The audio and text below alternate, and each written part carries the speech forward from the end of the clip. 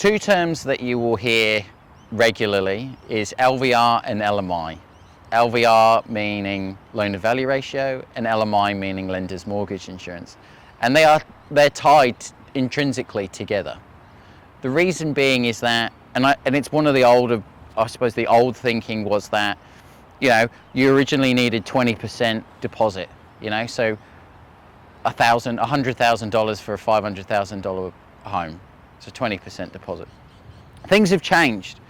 Now, if you don't have that, potentially you would pay lender's mortgage insurance, which is an insurance that you pay for the protection of the bank, really. But things have changed now. There's home loan guarantee schemes where the government will back you. So you'd have as little as a 5% deposit and you'd be able to get in your own home. Or even if you're a single parent, 2% deposit and you'll be able to get in your own home. So I think the old version or the old thinking of that you definitely need a 20% deposit has gone out the window. I think I talk regularly about banks' appetite and their risk appetite.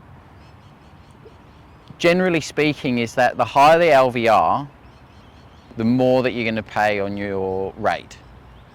And that will vary between lender and lender. But there's a lot of information about LVR and there's a lot of information about LMI. Please give me a call, 0438 868 923, and we can have a chat about it, because your circumstances is going to be different to your friends or your parents or your auntie and uncles, and it's important to have a chat with an expert about it. So generally LMI is paid out of your deposit funds. So it's capitalized onto the loan. So if you've gone for a 90% LVR and there is lender's mortgage insurance that needs to be paid, that will then get capitalized onto your loan. So you may have had that original 10% deposit and that 90% LVR, but when you capitalize on the lender's mortgage insurance, you might now be looking at 95% LVR. Some lenders will go 95% plus LMI, so 98% in total. But yeah, that is a big consideration to think, because it could be a large chunk of your deposit.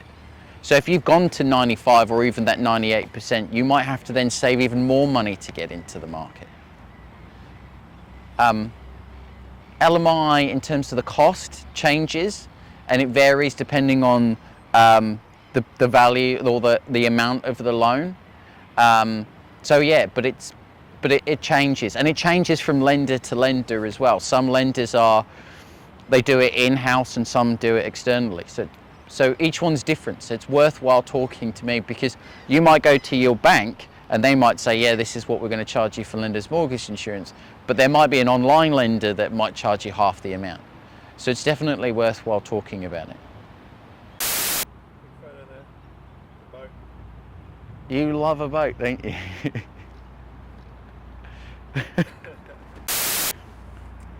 Dude, it's fully raining now. Are you alright, Tom? Is it? Sorry? Oh, okay. I don't want you to ruin your camera in the rain. No. There is also a major advantage of lender's mortgage insurance, is that you would be able to get into your property sooner. So you might not have the full deposit, or you might not be eligible for the scheme. So paying that lender's mortgage insurance will eventually get you in the market sooner.